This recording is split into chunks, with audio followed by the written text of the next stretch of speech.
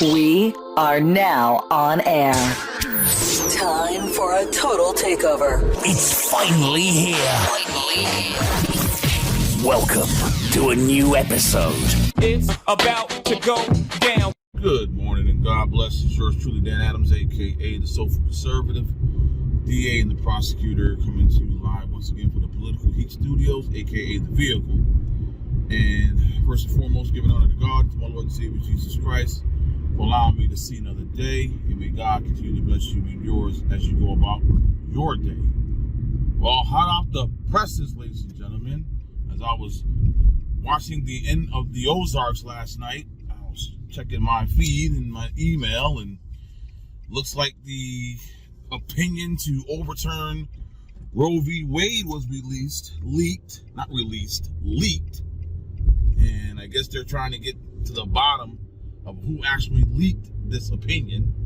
Now, this opinion doesn't mean anything in regards to Roe v. Wade being actually overturned. Until it actually happens, you know, I'm just gonna sit on the sidelines and let things unfold. But I guarantee you, those on the left are probably just completely, as I'm gonna say this, the lefts, say that 5 times fast.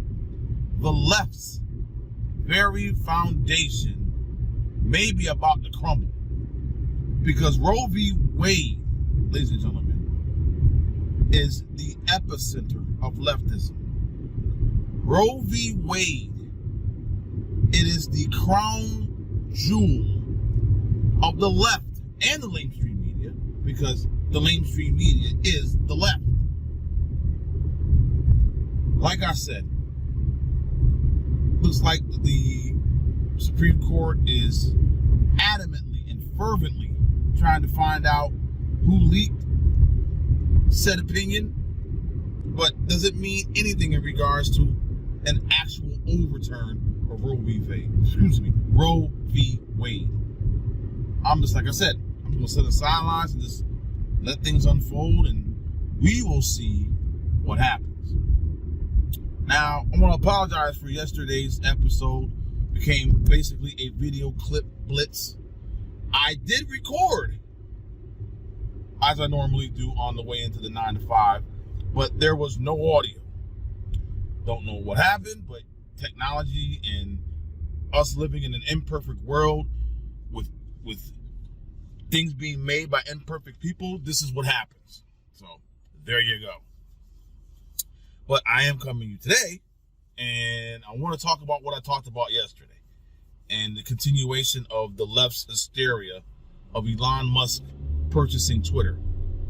And it looks like, ladies and gentlemen, they're trying to do whatever they possibly can to not allow this purchase to happen. But I believe, I'm confident that it's going to happen. And once again, the left's hysteria, the left's meltdown is on full display, and it is complete and utter embarrassment. I mean, Elon Musk wasn't this racist, just like when Trump ran. Before Trump glided down that escalator, no one said Trump was a racist. But now with Elon Musk purchasing Twitter, he's a racist. When the left completely and utterly melts down, shuts down, and really has no avenue for them to silence the right, because Twitter was a bastion among Facebook and Google and YouTube and all that stuff. But Twitter, being the way that Twitter is, they are in full panic mode because, oh my gosh, the notion of uplifting and upholding and shining the light on freedom of speech is somehow a white man thing. Ladies and gentlemen. So me as a black man, and me wanting to uphold the First Amendment and freedom of speech, I'm not allowed to converse.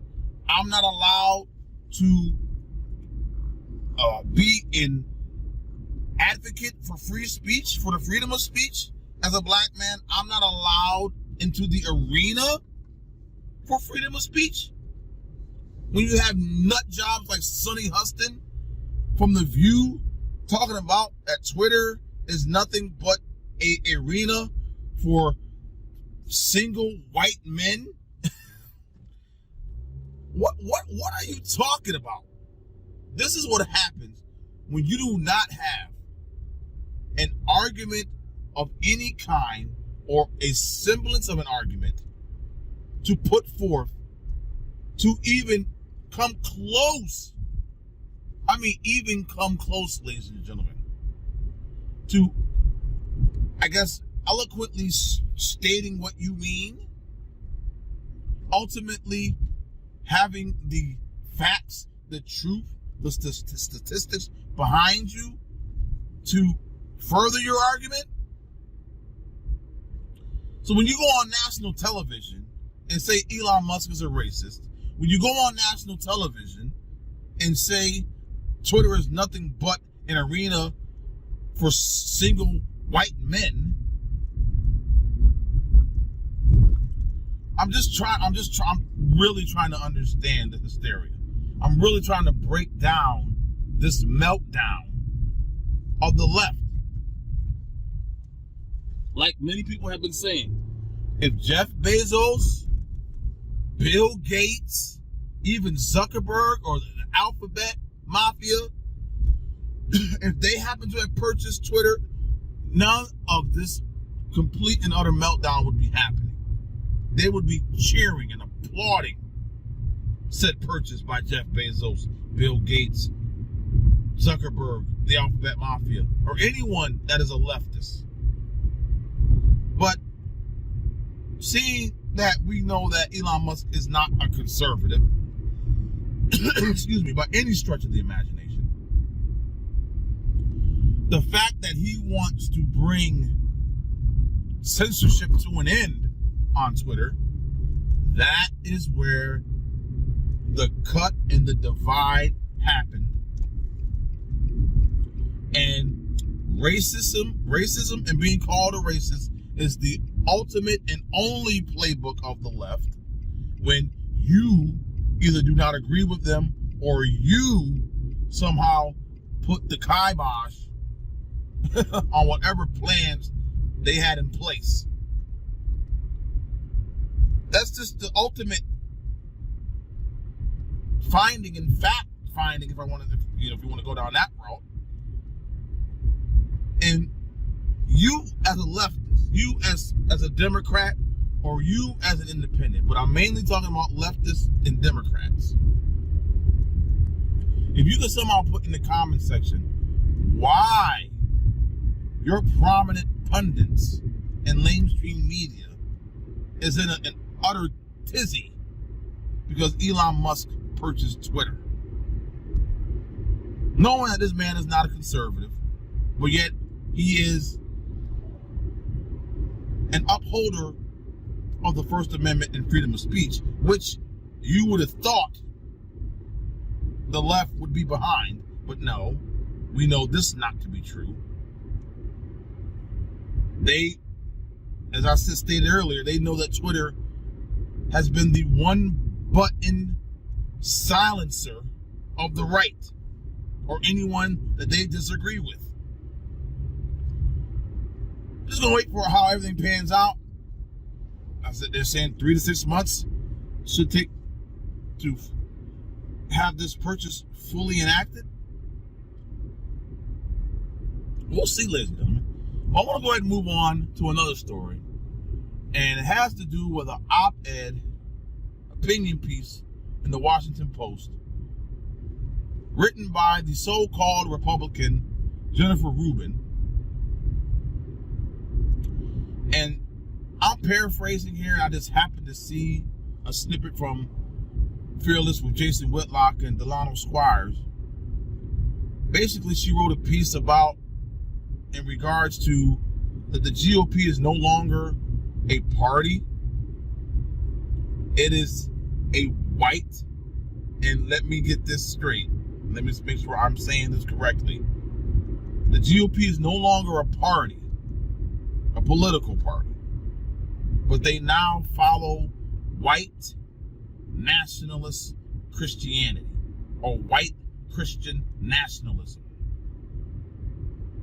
And somehow, in some way, with the GOP going down this path, that black people, including myself, because I am black, that I should somehow, because the GOP is now somehow the arbiter of Christianity, that black people need to abandon Christianity. Yes, ladies and gentlemen, that just came out of my mouth, and that is what Jennifer Rubin, aka the so-called Republican, wrote in this opinion piece in the Washington Post.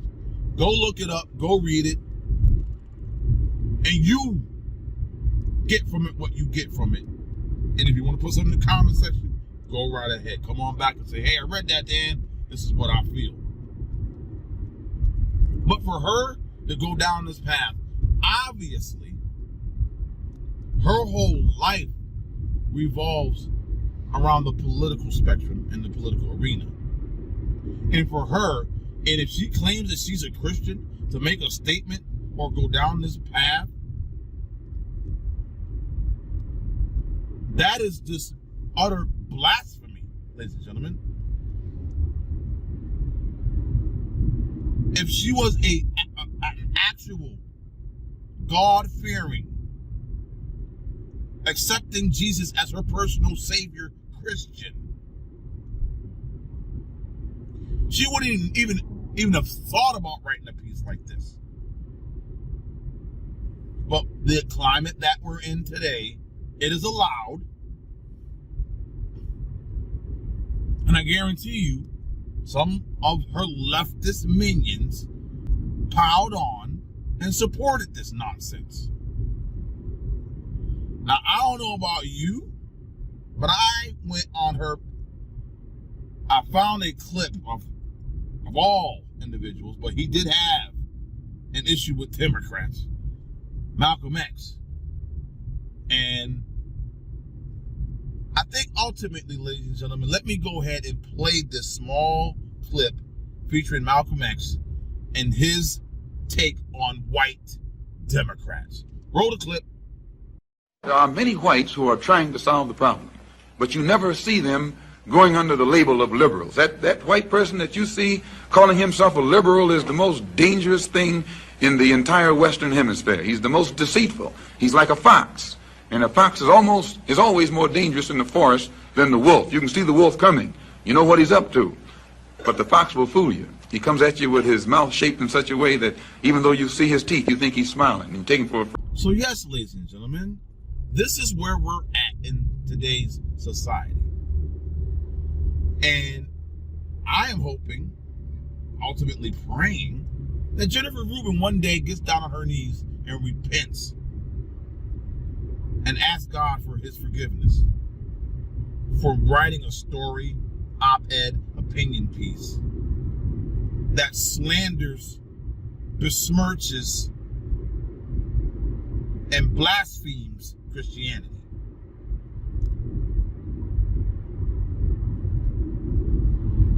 A one seeking righteousness would never write a piece like that.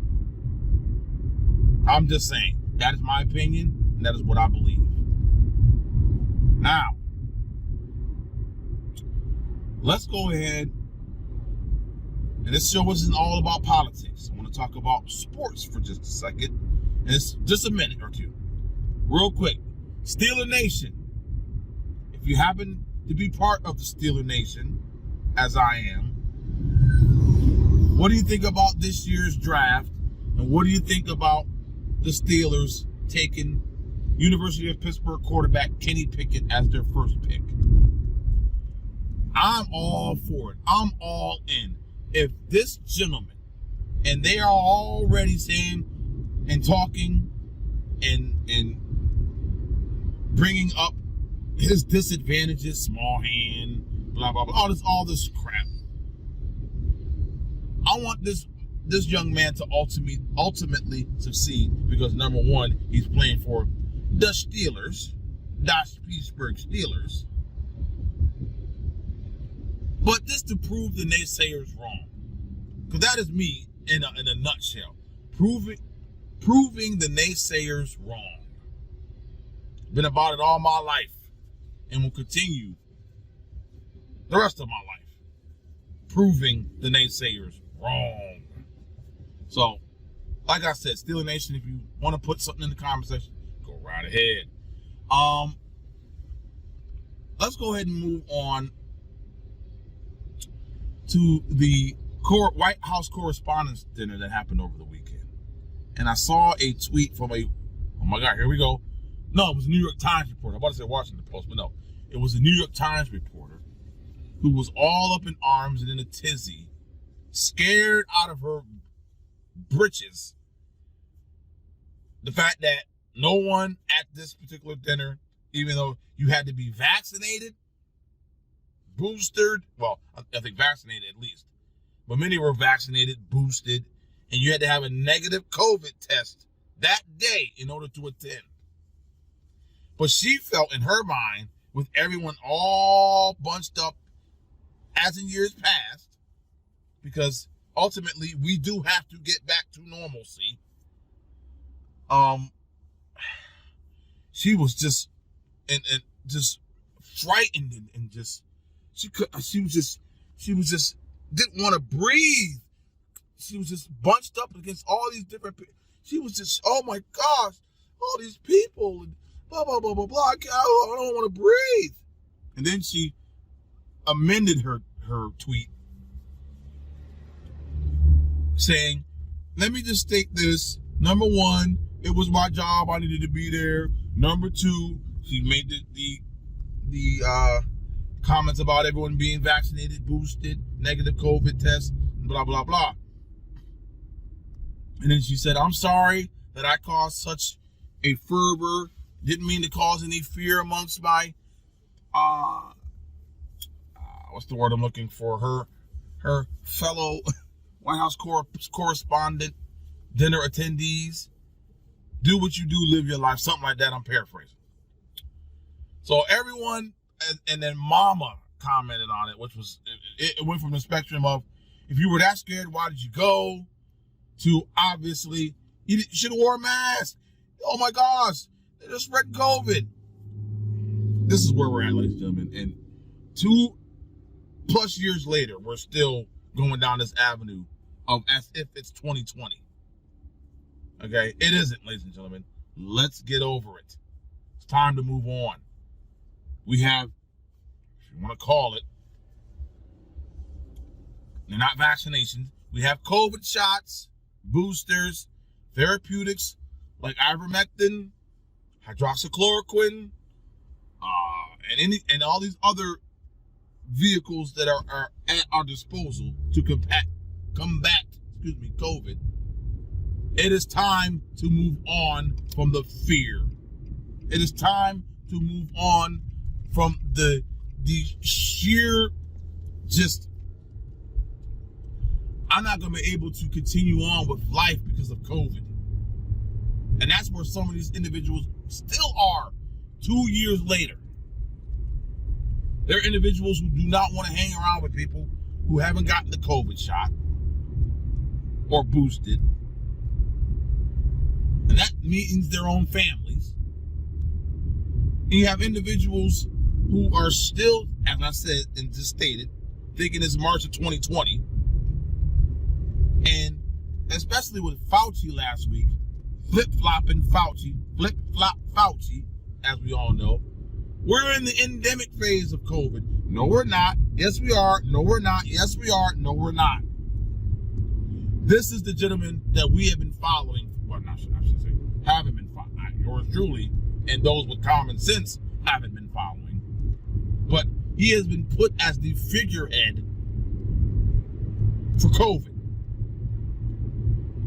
Well, if that's the figurehead, if that is your lead guy, holy moly, good gracious, Lord have mercy. And that's what we've dealt with for the past 2 years. It's time for you to make the decision for you and your life going forward, and how you're gonna, what in regards to the threat of COVID in your life, what you need to do. Take the steps to protect yourself. Stop looking to individuals like Fauci in the federal government. Do your research. Get the proper therapeutics that you need at your disposal, and live your damn life. Now, ladies and gentlemen, I'm going to end today's show on a positive note. My band, Big Fat Mallard, Mallard, did a 3-hour set this past weekend in Dormont, PA at the parking pad, and it was fun had by all. It was great. I think we sounded good. Some things we know as a band we need to tighten up, but beyond that, fun had by all. And if you want to book my band, Big Fat Mallard, go to our Facebook page, facebook.com/BigFatMallard, or our email, BigFatMallardFunk, all one word, BigFatMallardFunk@gmail.com, or just hit me up individually and we'll see what we can do. So until next time, God bless you and yours. May He keep you and your family safe. God bless. Peace. Day-to-day reality for black folks hasn't improved. In fact, because of inflation and other things, gotten worse. And so you're starting to see that disappointment factor set in. Do you think it will change the voting patterns? Well, listen, I think that it may well. Also, don't forget, you have had a concerted effort on the part of conservatives to recast the Republican Party as the party of the multiracial working class. Gary, just walk us through this. How steep of a decline are we talking about here? I mean, it is a big decline. I mean, if you look, this is Gallup polling, approve of President Joe Biden's job as president. Now look at this. Just 38% of 18 to 29-year-olds, 67% of black adults. Look back to where we were last year, January to June of 2021. It was 61% 18 to 29-year-olds. Black adults was 87%. Look at the change. Down 23 points among adults 18 to 29, down 20 points among black adults. Those are huge drops for young. Twitter is run by wokers. Wokers represent the crank wing of the Democratic Party. Wokers, as I've said before, are easy to recognize. Most of them eat food only fit for rabbits. They almost always enter a swimming pool by the stairs. They also don't believe in free speech. I do, which means I respect the right of the wokers to have their opinion. All right, joining us now for more on this is former Deputy National Security Advisor under President Trump, KT McFarland. She's also the author of Revolution, Trump, Washington, and We the People. KT, great to have you back with us. Always a pleasure. Thanks, John. It's just hard to imagine what these folks from Mariupol have been through. These reports are just, you really feel for them. I wanted to talk to you as well about Nancy Pelosi's visit to Kyiv. Previously, we were talking with Fred Fleitz and former Ambassador Pete Hoekstra about this being just a photo op. Is this anything more than just a photo op to you? You know, it's even worse than a photo op because she's going there and she's sympathizing. And we all sympathize. I mean, our hearts are breaking when we see these pictures. But if she really wanted to make a difference, she would stop the war on fossil fuels. You know, humanitarian aid is great. Sanctions are great. Stopping relations and sanctioning the oligarchs, that's great too. But Vladimir Putin has rich coffers and he has the ability to fight on for an awfully long time. Now, why do I say that? Once the United States went the Biden war on fossil fuels, we started producing less oil and natural gas. So it doesn't take a rocket science to realize if there's less oil and natural gas in the world, prices are going to go up. So as a result, the prices have gone up. And what has that done? It's given Vladimir Putin a windfall of profits. He doesn't care whether he sells the stuff to Europe or to China or to India. He is rich because energy prices are high.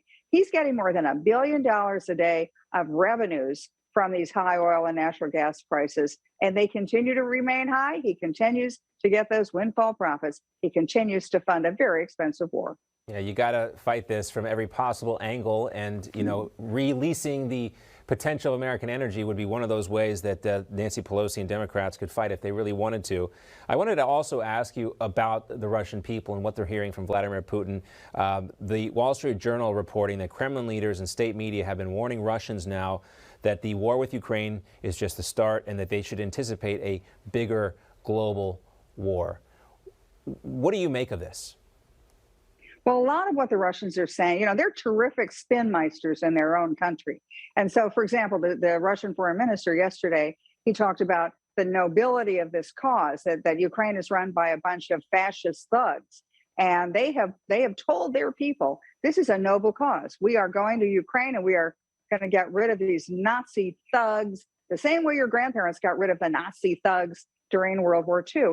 And the reason this resonates with the Russian people right now is because May 9th is coming up, and that is their big national holiday. It's like their 4th of July and Memorial Day all put into one. And its main celebration is that Russia, during World War II, stood up against the Nazis in Nazi Germany. And the Russian people made enormous sacrifices, but that was their finest hour. That's what Putin is tapping into. And so far, the Russian people are buying it. His popularity is higher than it's ever been. And we see the importance of having a free and independent press in this country and in Russia and every other country as well. And that's why I wanted to ask you about President Biden's disinformation board, the Department of Homeland Security, Secretary Alejandro Mayorkas actually defending their choice to run this, a woman named Nina Jankowicz. And here is the Homeland Security Secretary. Republicans are criticizing your decision, the administration's decision to choose Nina Jankowicz to lead this disinformation board. They say she is not somebody who is neutral. Your response? Eminently qualified, a renowned expert in the field of disinformation. Absolutely so. Now, I don't know if you've seen all the video out there, but we've been reviewing some of Nina Jankowicz's previous statements. And here's one on the 2020 election, just for example. I think there's a general concern about Trump supporters potentially showing up armed to the polls, and these sorts of voter suppression, voter intimidation, that's illegal everywhere. I mean, maybe on CNN they were concerned about this, but I didn't see anybody with weapons showing up to vote in 2020, KT. I mean, how can the secretary say that she's eminently qualified and not compromised by her previous statements? She's a political hack, and this is nothing about disinformation. They're pretending that this is about disinformation coming from the Russians or others who are trying to influence the American election. No, it's not. It's all about censoring their critics. And to put her, first of all, to have that position, it's like something out of George Orwell, Ministry of Truth. To have that position is bad enough. And to have that position where they want to spy on Americans and make sure Americans aren't allowed independent thought or speech. But to put her in charge of it, she is somebody who peddled the Russia hoax, knowing that it was all a pack of lies. They made up the Russia hoax to get after President Trump and anybody associated with President Trump, myself included, and to put her in charge of the Ministry of Truth in the Biden administration. I mean, how dumb do they think the American people are? I think the American people see right through that. I think so, too. And part of me is, I was just struggling with this story. Like, do we really cover this and take our attention away from the border? Is that what they want us to do here? Because this seems so ridiculous when the need for better border security, like the main job of the Department of Homeland Security right now, is not obviously there. I thought that this might be just kind of throw us off the trail, KT. But, you have to stand up and say something because it's so concerning, so Orwellian in its nature. It does seem ridiculous, but here we are. We have to talk about it. Here we are. Make sure it doesn't happen. Anyway, great to see you, KT McFarland. Thanks so much. Thanks very much, John.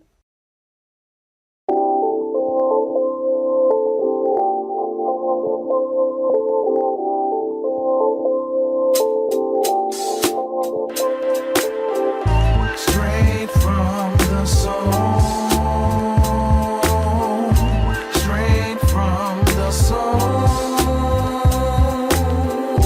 Straight from the soul. Straight from the soul.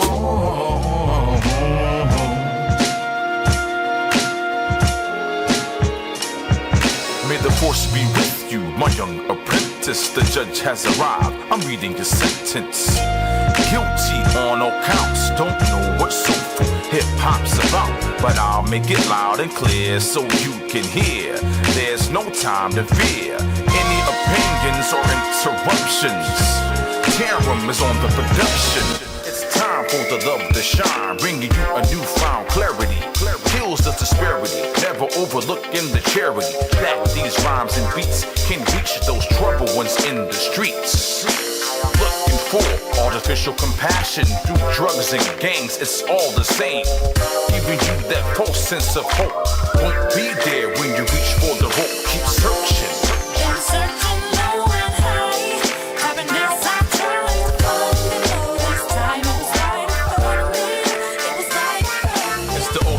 Ending to this ultimate journey. Terror, melodic, straight from the soul. Patrol all areas is essential. All the way live, the drive at 5. Just like water, I'm pouring this over. Better be prepared, my soul was shared to every individual. Listen to this. Thumbs up or down, hit or miss.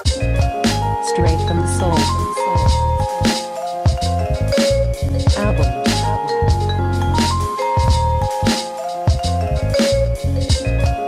Straight from the soul. Album. Started up the coalition, to ease the friction, poised by my lyrical diction, displacing the negativity, running rampant throughout the community. Whether rich, middle class, or poor, ignorance is learned. Time to burn those bridges, causing unknown effects. Worrying who's gonna cash the checks, but who's gonna take the brunt of the weight being forced on citizens struggling to make a living. We need to prioritize, let your talents rise above. It's all love being shared through this musical outreach, magnified by this new style of speech. Designated myself as the one to implement real change. Now let me represent. Like that, I conducted the beat as I write between the lines. Now I'm ready to speak. Don't have the time for you to react. The beat is coming on and it's like that. Just like that, I conducted the beat as I write between the lines. Now I'm ready to speak. Don't have the time for you to react. The beat is coming on and it's like that.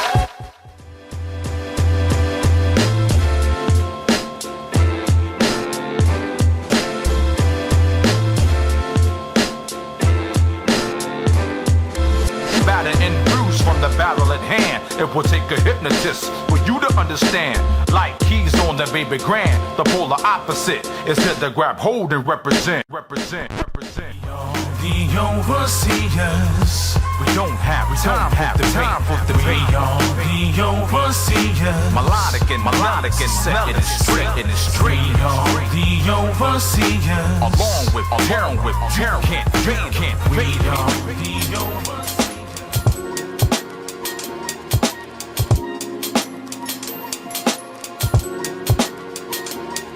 It's the undeniable, truly reliable words of wisdom flows from every syllable in this recital. I'm the lead actor, winning this lyrical Oscar to capture and motivate the hip-hop landscape, conquer the world, proclaim the great. There's no time to waste in the case of people versus the hip-hop world. Who's guilty? That is the question. With Terrum, we're the exception. Recognized as one of the best. No need to proclaim it, my rhymes will explain. You can't control the unexpected, uninfected. It's the protected, putting up a shield. You're forced to yield, keeping it real in the field. Everything seems in order, knowing inside we tend to hide those feelings that make us defensive, tense and apprehensive. Straight from the soul.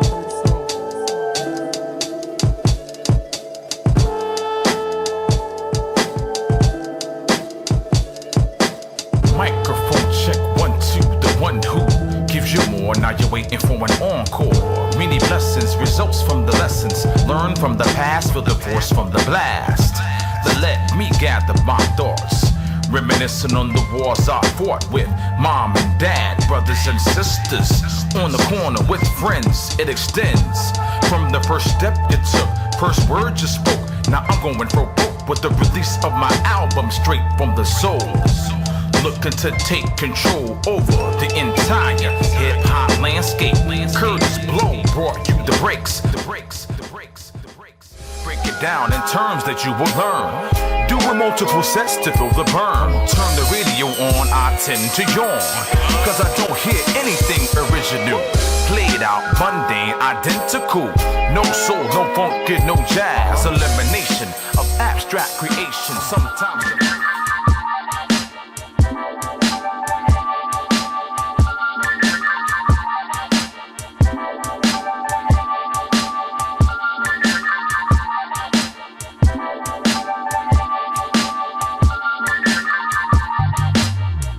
fundamental on this instrumental, lay down vocals, upbeat. Truly fundamental on this instrumental, lay down vocals, upbeat, hopeful that it grabs your attention so live, up in the forefront that you can't hide.